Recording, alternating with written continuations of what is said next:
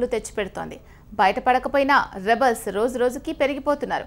కొందరు నోరు విప్పితే మరికొందరు కండువాలు మార్చేందుకు సిద్ధమవుతున్నారు. అయితే ఆ అసంతృప్తి బ్యాచ్ చూపు ఎటువైపు? వైసీపీ వైపా లేక జనసేన వైపా? ఏపీలో మంత్రివర్గ విస్తరణ సరికొత్త రాజకీయ సమీకరణాలకు తెరతీస్తోంది. అసంతృప్తితో రగిలిపోతోన్న తెలుగు తమ్ముళ్లు పార్టీ మారబోమని చెబుతున్నా క్యాడర్ మాత్రం ఇతర పార్టీల వైపు మొగ్గు చూపుతోంది. ముఖ్యంగా భవిష్యత్తులో నిర్ణయాత్మక శక్తిగా మారుతుందని భావిస్తోన్న జనసేన వైపు చూస్తున్నారని సమాచారం. ప్రస్తుతం జనసేన పార్టీలో పవన్ తప్ప సీనియర్ నాయకులెవరూ లేరు.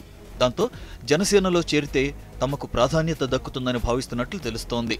ముఖ్యంగా టీడీపీలో అసంతృప్తిగా ఉన్న కాపు నేతలు జనసేనలో చేరేందుకు సిద్ధమవుతున్నట్లు సమాచారం.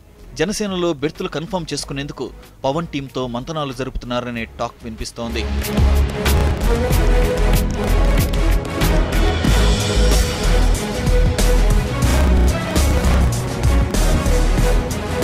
మంత్రి పదవి దక్కకపోవడంతో తీవ్ర మనస్తాపానికి గురైన విజయవాడ సెంట్రల్ ఎమ్మెల్యే బోండా ఉమ జనసేన వైపు అడుగులేయబోతున్నట్లు ఆయన అనుచరులు చెబుతున్నారు. బోండా ఉమ మొదటి నుంచి పవన్ పై పాజిటివ్గా ఉన్నారు. టీడీపీ నేతల్లో చాలా మంది పవన్ ను విమర్శించినా బోండా మాత్రం ఎప్పుడూ పల్లెత్తు మాట అనలేదు. పైగా పవన్ ని విమర్శించిన నేతలపై విరుచుకుపడ్డ సందర్భాలున్నాయి.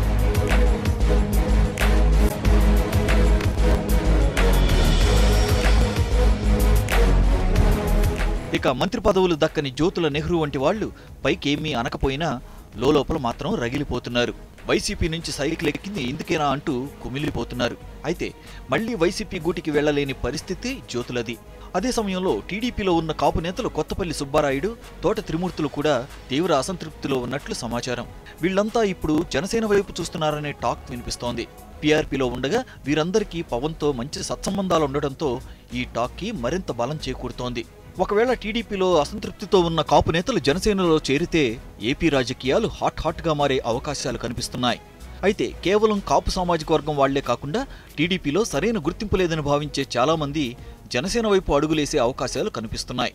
కేవలం మా పార్టీలో పూర్తిస్థాయి రాజకీయానికి సంబంధించి ప్రజా సంక్షేమం దృష్ట్యా ముందరకు వచ్చేటువంటి సీనియర్లు ఏమన్నా పరిశీలించవచ్చు తప్ప, ఏదేమైనప్పటికీ కూడా మా పార్టీ అధినేత ఎన్నో రకాలుగా ఆలోచనలు చేసిన తర్వాతే ఎవరినైనా తీసుకోవడమా తీసుకోకపోవడమా అనేటువంటి అంశాల మీద నిర్ణయం తీసుకుంటారు తప్ప, అక్కడ అసంతృప్తి చెందిన వాళ్ళందరినీ మా దగ్గర తెచ్చుకుని రేపొద్దున మా దగ్గర ఆశించినటువంటి ఫలితాలు రాకపోతే ఏ రకంగా పరకాల ప్రభాకర్ లాంటి వాళ్ళు ప్రవర్తించినారో, ఆనాడు కేసీఆర్ నాని గారు లాంటి వాళ్ళు ప్రవర్తించినారో ప్రజారాజ్యంలో చూసినాం. కాబట్టి పక్కా పార్టీలో పని లేదు కదా అని చెప్పి మా పార్టీ దగ్గరికి వస్తే అలాంటి వాళ్ళందరినీ కూడా తీసుకుంటామా లేదా అనేటువంటి దాని మీద ఆల్రెడీ పార్టీ ఆఫీస్లో సమీక్ష జరుపుతున్నారు. కనుక మాకు కావాల్సినటువంటిది సీనియర్ల యొక్క మేధస్సు అయితే అయి ఉండొచ్చు, కానీ అసంతృప్తి వేరే పార్టీలో ఉంది కాబట్టి మా దగ్గర సంతృప్తి పొందామని వస్తే మేము బహుశా పరిశీలించకపోవచ్చని నా వాదన.